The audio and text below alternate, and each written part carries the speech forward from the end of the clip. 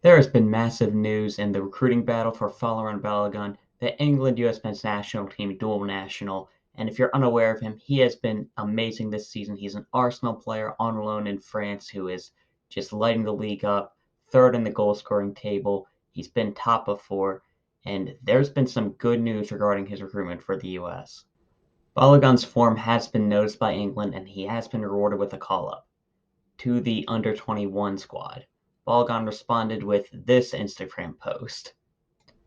After that, Balogun pulled out of the England 21 squad with an injury. However, Chuck Booth of CBS Sports has reported that there was no injury at all.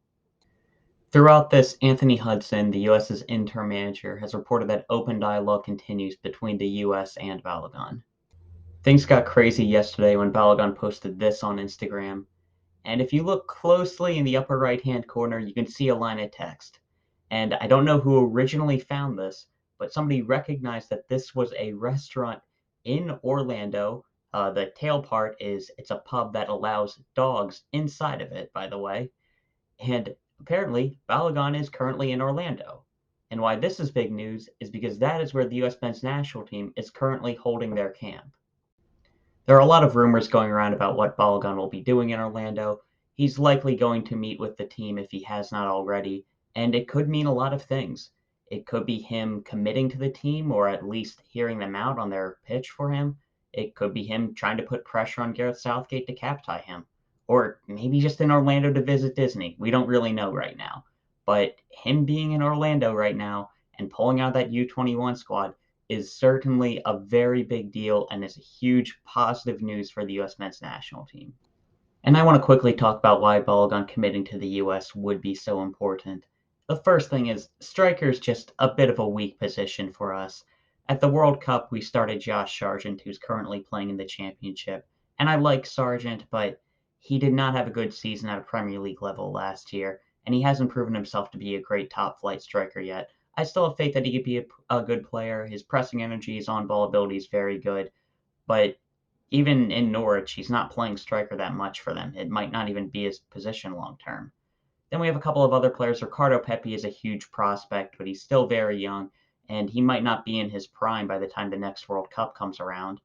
And then we have guys like Daryl DK, who could be a big physical presence for us, but his technical ability really isn't there. Haji Wright is somebody who is a big player, but not as physical. I do like his technical ability, but he's not an elite level striker. And there's nobody who's really that great player for us. And I believe Balogun could be that option.